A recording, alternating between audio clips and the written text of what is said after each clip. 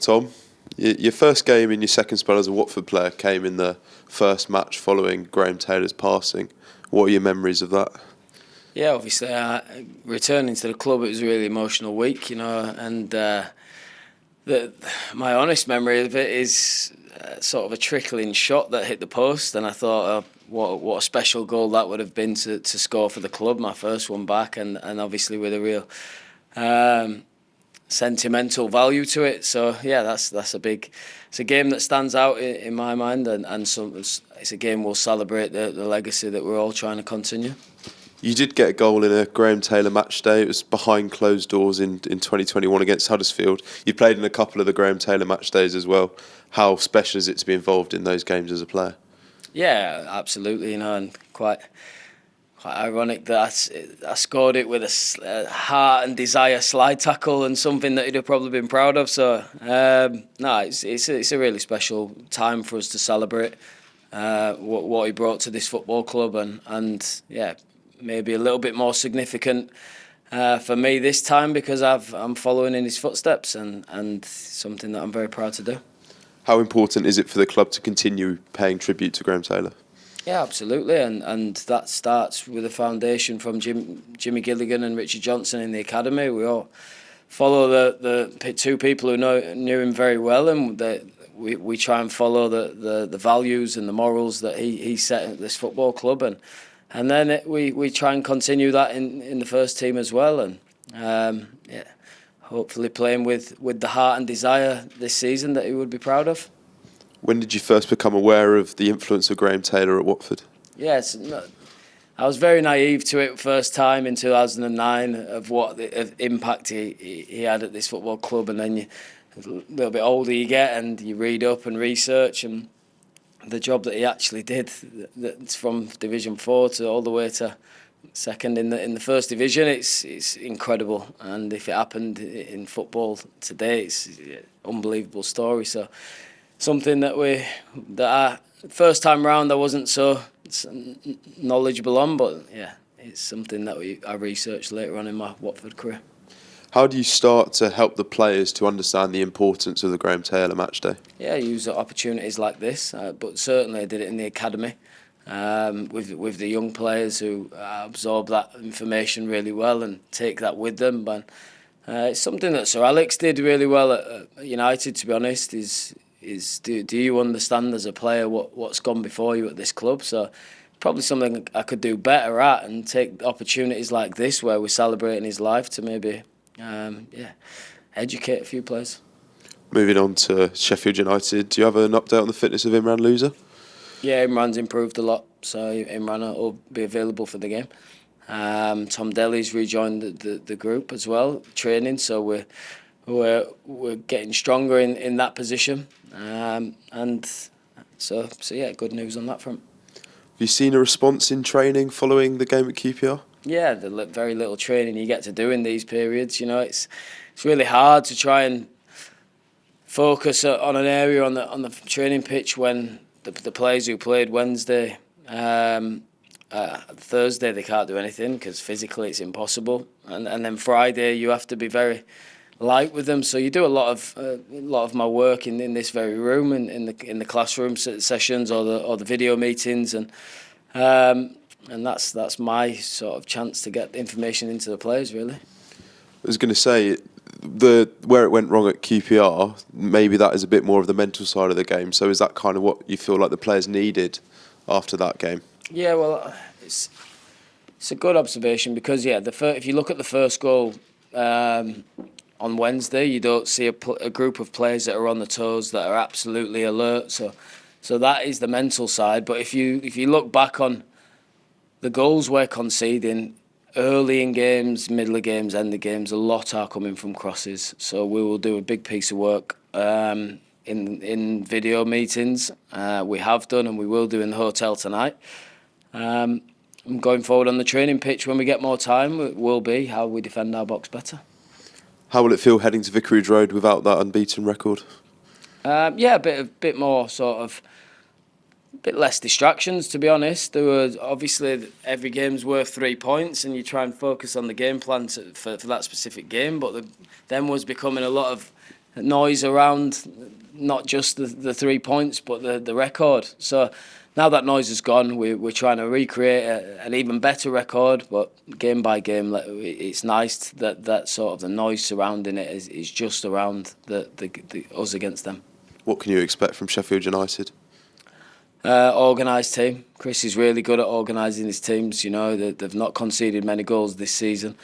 They're got very good individuals. They're a team who are struggling with injuries to some key players, but we know that they have quality in a lot of areas still. But yeah, organisation and real spirited performances. That's what Chris does with his teams. Brilliant. Cheers, Tom. Thanks.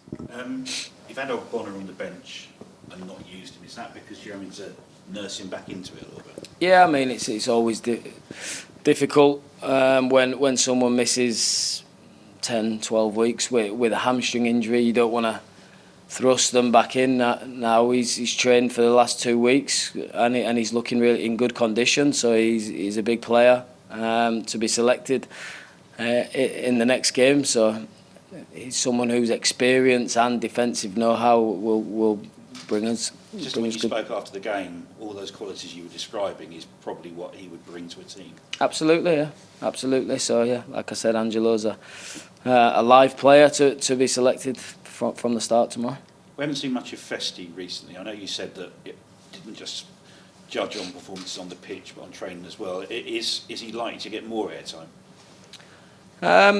Yeah, I mean, Festi's a player that we all know has exceptional qualities with his speed and his power, but there are things that Festi needs to get better at that we'll speak behind closed doors about. So yeah, it's a position in the pitch that has strong competition with Ryan, with Jeremy, and with Yasser Larouche, and yeah, he right now I see a couple of them ahead of him. With Jefferson, took him out of the team probably understandably after the game against Cardiff. How's he reacted to that? Because you took time to talk about not just physically and technically, but mentally needing to help him as well. Has he responded well to that? Because he did look a bit shot at the end of that game. Yeah, I mean he's a good trainer. He's got a desire to improve his game. He's a hard worker. I can never say anything. But yeah, you obviously need to protect a player a little bit when they're coming under fire. And it's a tough one for the head coach. You know, some players do improve with rhythm, but I've got three other guys in every position saying the same thing. So how many? Sometimes the reality of football is you get half an hour slots to try and improve yourself, and that is the reality of the big squads that we have nowadays. Everyone wants that. Everyone's agent says. Everyone's sort of advisors say, oh, he needs game time, he needs rhythm, but so are two other people in that position. So ultimately, you might only get short periods to impress, and you've got to take those. You spoke about in away games in future, let's not get beat. With home games now, would you have a mentality of let's not concede early on?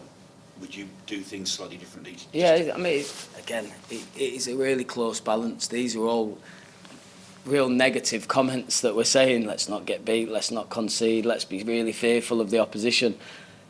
I don't think that's the attitude that's got us into eighth with a game in hand and really improved from the last season. That is not the mindset that I want. But what I would say is we can be more alert.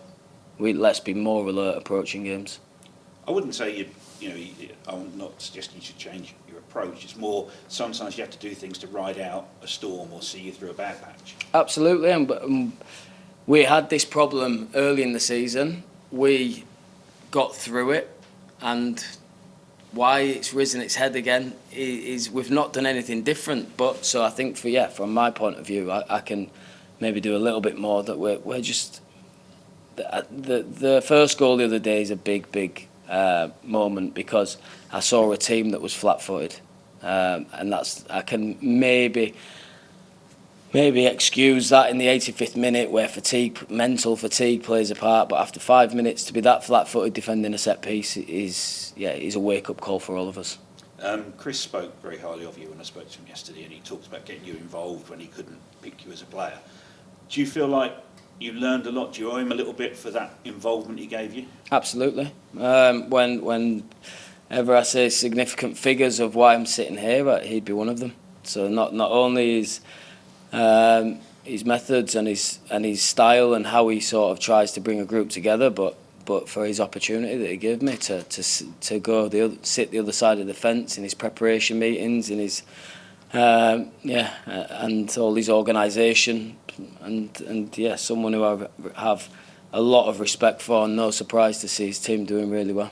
Yeah, he wouldn't be drawn on the fact that it was perhaps one of four that were in the automatic places, but I think we could all say that they ought to be close, haven't they? I mean, them, Burnley, Leeds are probably going to be filling the top three.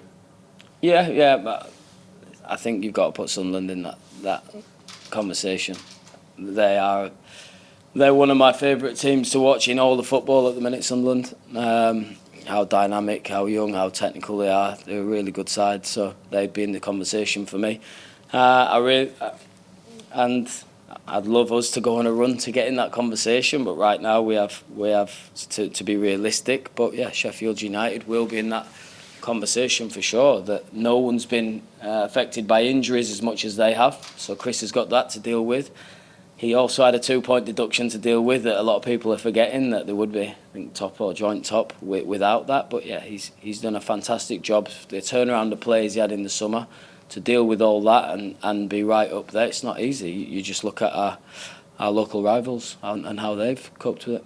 One comment you made that I thought was pertinent in your position was he said that even though they've had a great start and even though they bought a lot of players in the summer, they will not be able to maintain it unless he's allowed to bring a few more in. Is that the same for us? Is that as we stand now, would it be hard to replicate what we did in the first half of the season in the second half? Absolutely, because I think the teams are out. Chris probably more injury driven. We're probably driven by the teams around us. We'll do that. I'm sure Middlesbrough, West Brom, Blackburn, they will all go again. So if we don't, we'll fall behind. And is that accepted across the club? We are all working exceptionally hard to try and improve the squad, to identify where we can where we can improve and sort of where we can get better from the last market we had. And we feel like we've worked hard towards that. It's very difficult for me to be as involved in those processes at this busy time with the fixtures. So behind the scenes, there's a lot of people working hard, and outgoings is important as well. You want as little distractions in the building as you can during this really important period. So that's an important part of our market as well. In January last year, 2 went out and 1 came in, so we ended up with a net loss. I'm assuming, even given for the fact you want to move some on, you'd be looking to end up with more than you started with. Not. Or at least the same number.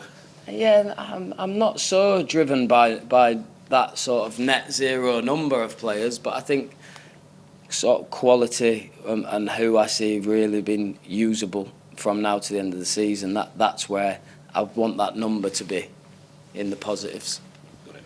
Final of the darts tonight. Who are you backing?